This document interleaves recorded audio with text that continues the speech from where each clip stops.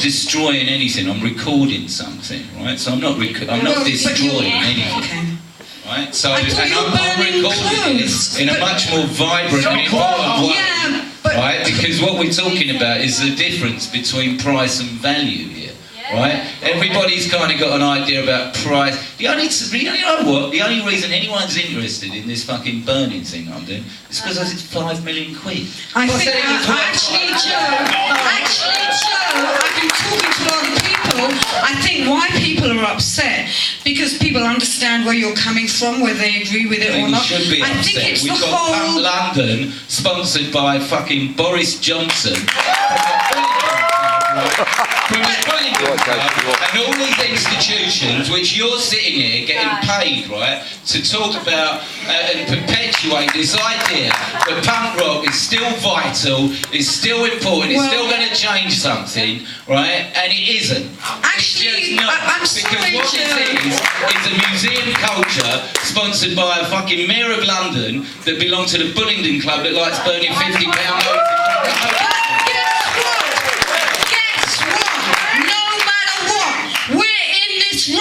We are one cell, communicating and exchanging ideas at a very important time in the world, trying to work out how the punk spirit that fought fascism can be sustained and projected to now when we need it more than ever. Bollocks!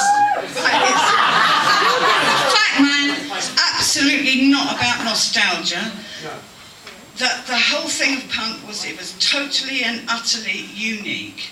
And I agree with this gentleman here, they are works of art, some of these things. Yep. And if we burnt everything in the British Museum and the Tate, we'd be fucked. Joe, the right wing will love you burning that stuff. They will laugh at you, they will laugh at you. Joe. Cut me off. Wait. He's only filming it, don't you?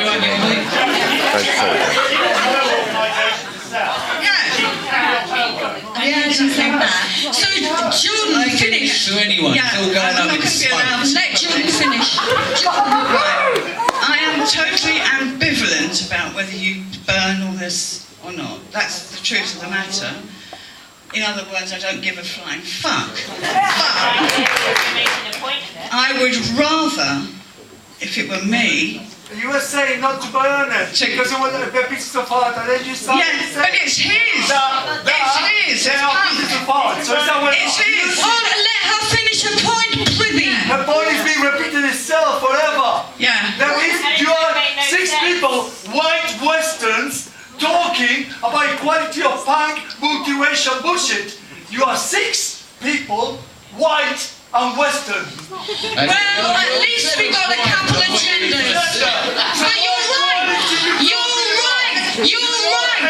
Punk! Establishment! Okay, punk in its first act, excuse me everybody, until they started the Afro-punk movement, the fact was that there was Who is Afro-punk in here? But I'm telling you, until they started the Afro-punk movement, it was not very diverse. I can shout better than you without a microphone because Yeah, you're a good shouter. I really think you should just sit down. Okay, now... You're boring me to how many death. people have you invited from your academic punk thing, from the Afro-punk movement, or from the queer movement? How do you... You don't know anything. Okay,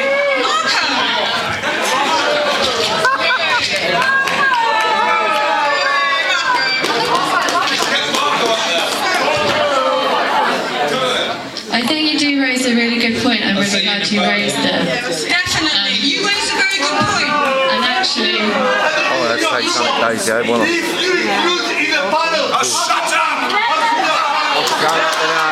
You know, it's amazing we even got 2 genders here, because punk was so white male. You've got a point. It's a historical process. Cisgender, queer punk was the legacy, the only legacy. you should let Jen talk a little bit, look, because I think she might know a bit more than you might. Why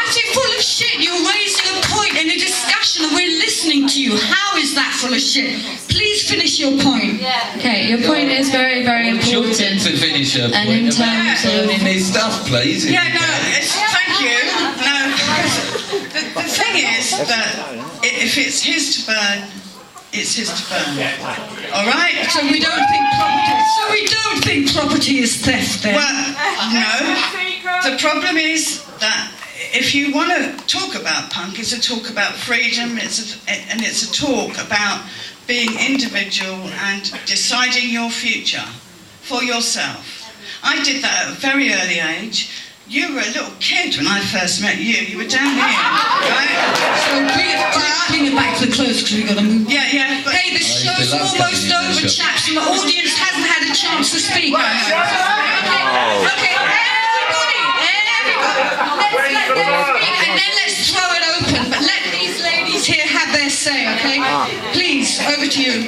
Okay, I'm just briefly going to say that, in terms of a queer punk movement or an Afro-punk movement, there is a lot going on in the DIY punk scene. There is Queer Fest, there is Decolonise Fest, who Shardine actually who helped organise Punk London, who is a queer woman of colour. She's actually fundraising right now for Decolonise Fest, which will happen next year, hopefully, after fundraising, which is a direct reaction to how white the punk scene still is and historically has been.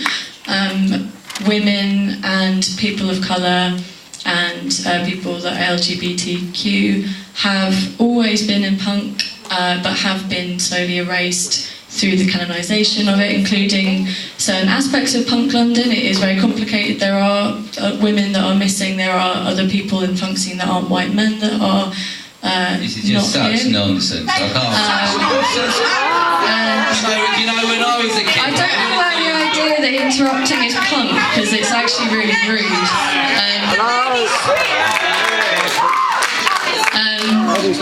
Please let her finish her point.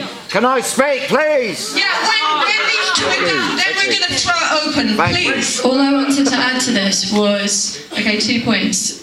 As this gentleman in the front row said, we're talking about two completely different things. The burning of the items, that's about archive and history and about education of a very specific movement that happened at a very specific time. What I'm interested in, and hopefully a lot of people here are interested in, is punk of the everyday. So the everyday activism that is going on within DIY punk scenes that have directly come about beyond the walls of the punk scene, that have helped change everyday life. A lot of people in the scene that I play bands in were really against anybody being on this panel from the DIY punk scene, but I'm here because a lot of people obviously thought it would be a positive thing to have somebody from this scene, because a lot of people in that scene aren't represented and don't get to talk. And directly out of the scene that I'm part of is a campaign called Good Night Out, which trains people in the nighttime economy how to deal with sexual harassment. You asked me to answer the question, so I'm doing it for you, mate. So, as part of that, I helped train people how to deal with sexual harassment. That came directly out of the DIY Safe Space movement. And then one of my bandmates started an organisation called Constant Flux, which helps people with learning disabilities in the music scene go on tour through fundraising. And these are just two of the projects which come out of a scene which is niche and exclusive, but that can have positive political ramifications in the mainstream world. Thank you.